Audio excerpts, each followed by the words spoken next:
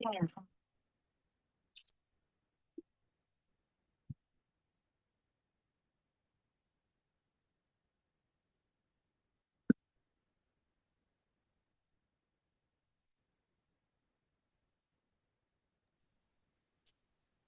بالله من الشيطان الرجيم بسم الله الرحمن الرحيم ربي زدني علما ربي زدني علما ربي زدني علما ربي يسر ولا تؤسر وتمم بالخير وبك نستعين ربي اشرح لي صدري ويسر لي أمري واحلل عقدة من لساني يفقهوا قولي آمين ثم آمين اللهم صل على محمد وعلى آل محمد كما صليت على إبراهيم وعلى آل إبراهيم إنك حميد مجيد اللهم بارك على محمد وعلى آل محمد كما باركت على إبراهيم وعلى آل إبراهيم إنك حميد مجيد السلام عليكم ورحمة الله وبركاته. وعلیکم السلام وعلیکم ورحمۃ السلام اللہ ورحمۃ اللہ وبرکاتہ۔ السلام ورحمۃ اللہ وبرکاتہ۔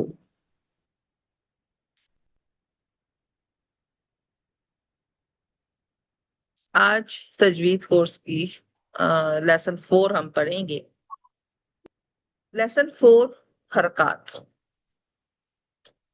حرکات حرکت کی جمع ہے، اور اب تک ہم نے تجوید کی تعریف پڑھی۔ تجوید کہتے ہیں قرآن پاک کو کے حروف کو اس کے مخارج اور صفات کے ساتھ جاننا، پہچاننا اور پڑھنا۔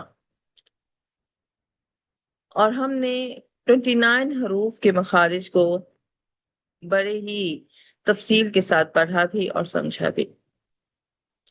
دوسرے لیسن جو ہمارا مرکبات کا تھا، اس میں ہم نے حروف کی مکمل شکل سے ادھوری شکلیں بنانا سیکھیں، اور مرکبات کہتے ہیں 2 یا 2 سے زیادہ حروف کا آپس میں مل کر کوئی لفظ بنانا۔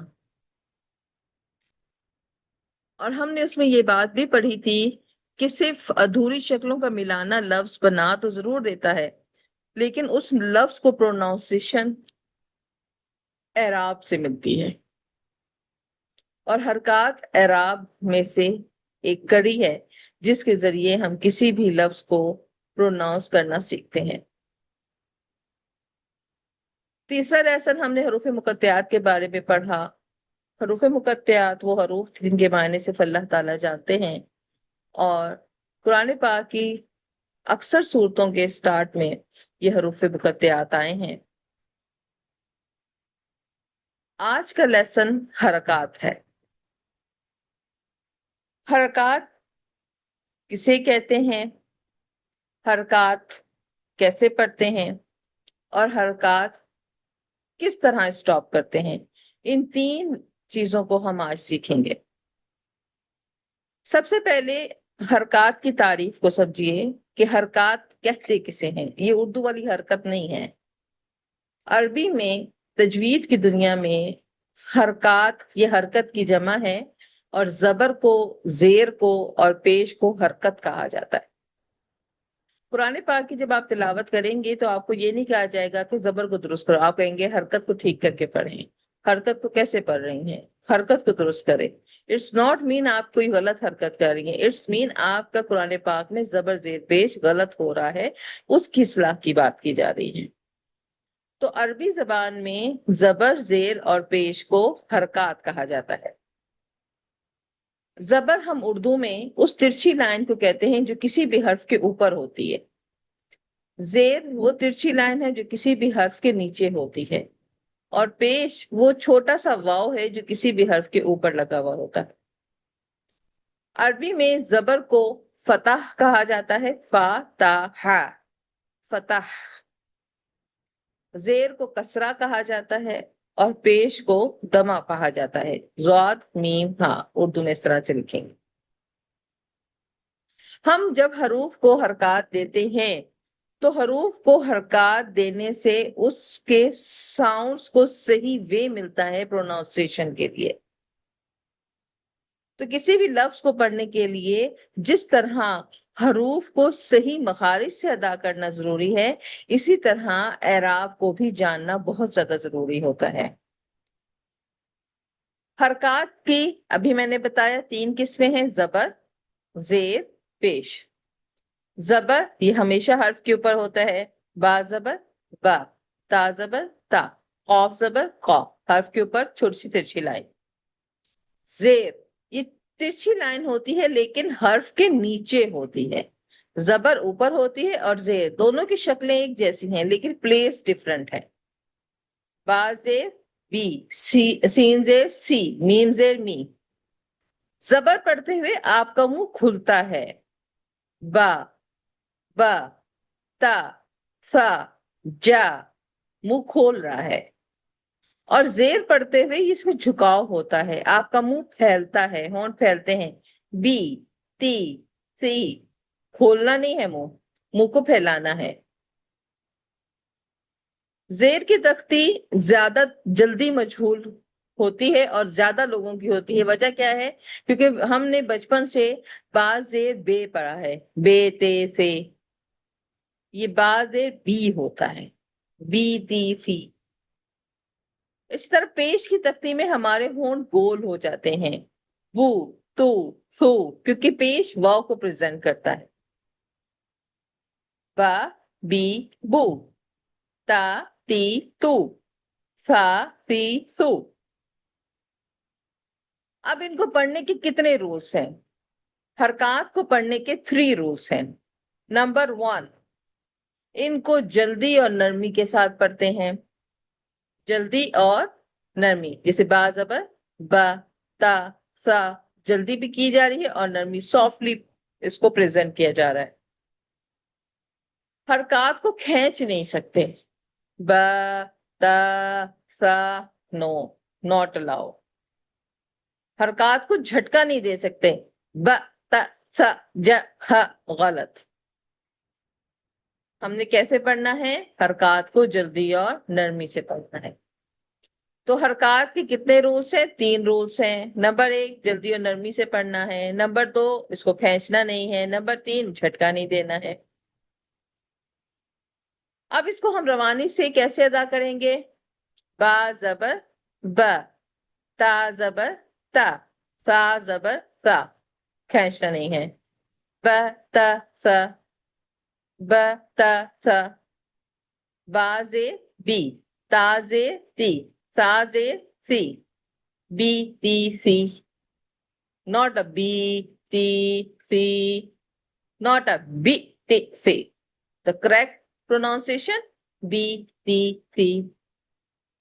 با پیش بو، تا پیش تو، سا پہ سو، بو تو سو، جلدی اور نرمی۔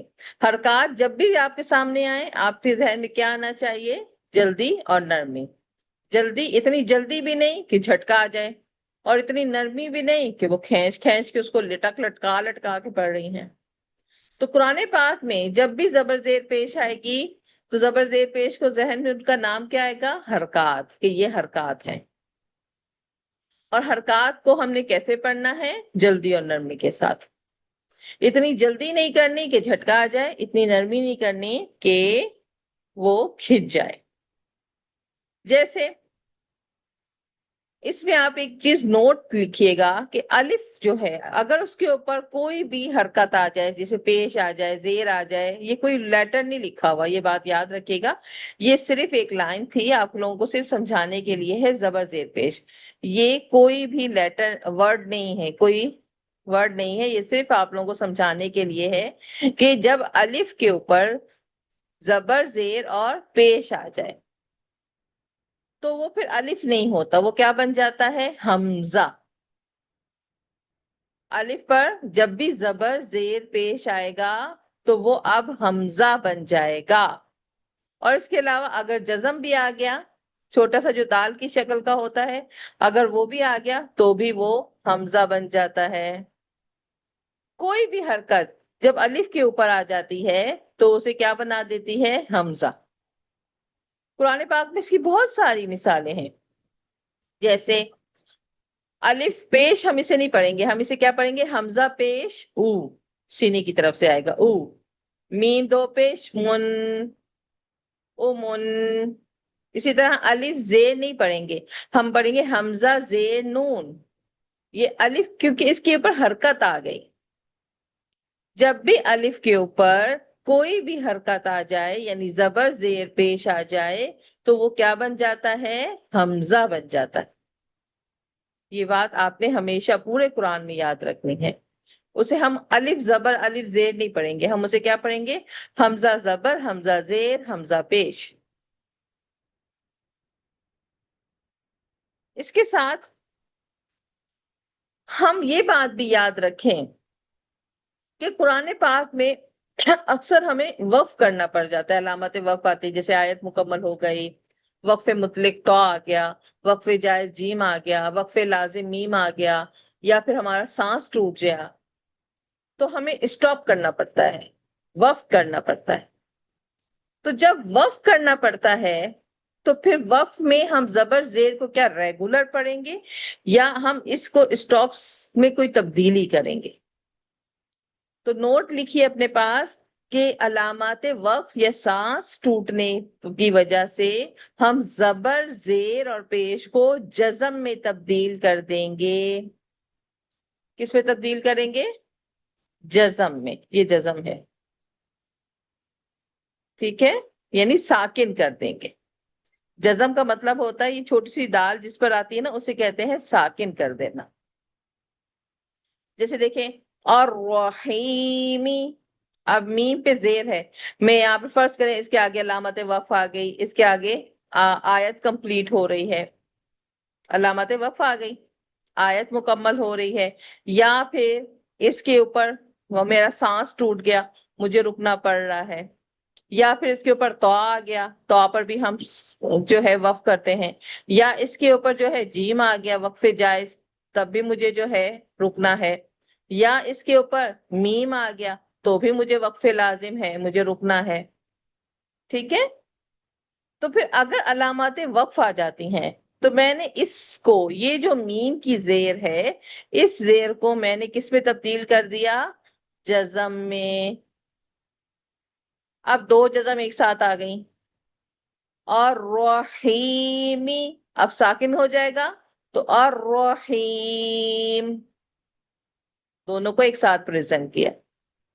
اسی طرح الفلقی، اب یہاں پر فرض کریں ان میں سے کوئی سی بھی علامات وقف آ گئی ہے، میرا سانس ٹوٹ گیا تو میں نے اس کو کیسے پڑھنا؟ الفلق، کاف کو ساکن کر دیا. تو یہ بات معلوم ہوئی کہ جب کوئی علامات وقف آ جاتا ہے یا سانس ٹوٹنے کی وجہ سے ہم رکتے ہیں تو وہاں پر ہم آخری حرف پر اگر حرکت ہے تو اس سے کس میں تبدیل کر دیتے ہیں؟ جزم میں تبدیل کر دیتے ہیں.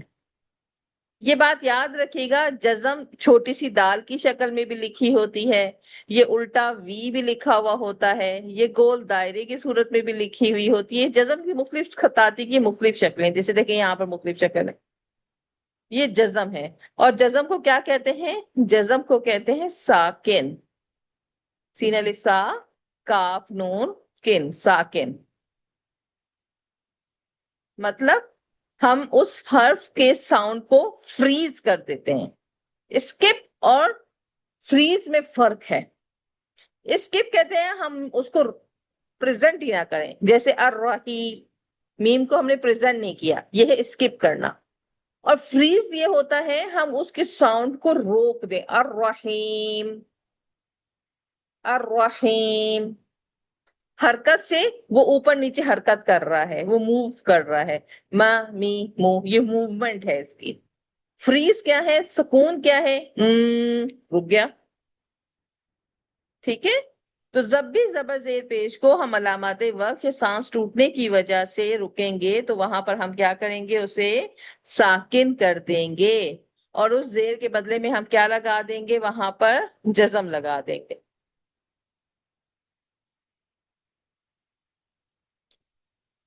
اس کے ساتھ ہم نے آج کیا پڑھا؟ ہم نے آج پڑھا حرکات کسے کہتے ہیں؟ حرکات زبر زیر اور پیش کو کہتے ہیں. حرکات کو کیسے پڑھتے ہیں؟ جلدی اور نرمی سے پڑھتے ہیں، کھینچتے نہیں ہیں، جھٹکا نہیں دیتے ہیں. اور اس کے علاوہ ہم نے الف کا قاعدہ یہ پڑھا کہ جب الف کے ساتھ کوئی بھی حرکت لگ جاتی ہے، اب میں نے زبر زیر پیش نہیں کہا، میں نے کیا کہا؟ حرکت. کوئی بھی حرکت لگ جاتی ہے تو اب وہ الف نہیں ہوتا، وہ کیا بن جاتا ہے؟ حمزہ۔ اسی طرح وقف کے قاعدے میں جب حرکت جو ہے ہمیشہ وقف کرنے پر ختم ہو کر ساکن بن جاتی ہے، فریز ہو جاتی ہے۔ آئیں اس کو تھوڑا سا قرآن پاک میں دیکھتے ہیں۔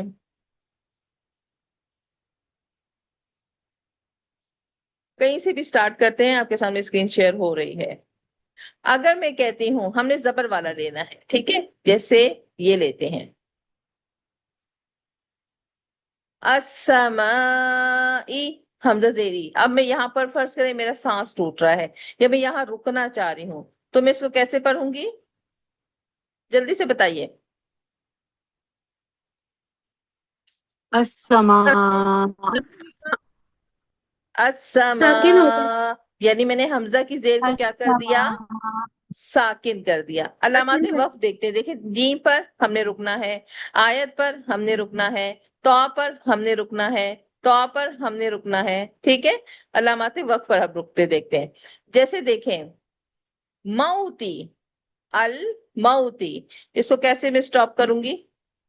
اب کیونکہ علامات وقف آ گیا، میں نے اس کو سٹاپ کیسے کرنا ہے؟ موت موت، موت۔ بالکافرین، اب یہاں آیت کمپلیٹ ہو رہی ہے، اب میں اس کو کیسے سٹاپ کروں گی؟ بالکافرین، تین نون کو جزم میں تبدیل کر دیا۔ اسی طرح اگر یہاں پہ آ رہی ہے قدیر، یہ تنوین ہے، تتقون، اس کو کیسے سٹاپ کریں گے؟ تتقون تتقون، مجھے صرف مانور کی آواز آ رہی ہے، اور تتقون یہ آواز اسی طرح تعلمون، تعلمون تعلمون، تعلمون صادقین، صادقین صادقین، صديقين والحجارۃ، والحجارہ والحجارہ، یہ جو گولتا ہے نا، جب ہم اسے ریگولر پڑھیں گے، یہ بات یاد رکھے گا، اس کو لکھیں کاپی میں نوٹ کی صورت میں، کیونکہ یہ آپ کو میرے جو نوٹس ہوں گے اس میں میں نے نہیں لکھا ہوا۔ یہ جو گولتا ہے، جب ہم اسے فلو میں پڑھتے ہیں، ریگولر پڑھتے ہیں، ایک ہوتا ہے ریگولر پڑھنا اور ایک ہوتا ہے وقف میں پڑھنا۔ ریگولر کیا ہے؟ وَالْحِجَارَةُ عِدَّتْ، یہ ریگولر ہے، میں نے وقف نہیں کیا۔ لیکن اگر میں وقف کر رہی ہوں تو وقف میں یہ جو گول تا ہے یہ کس میں کنورٹ ہو جاتی ہے؟ گول ہاں میں، گول ہاں میں۔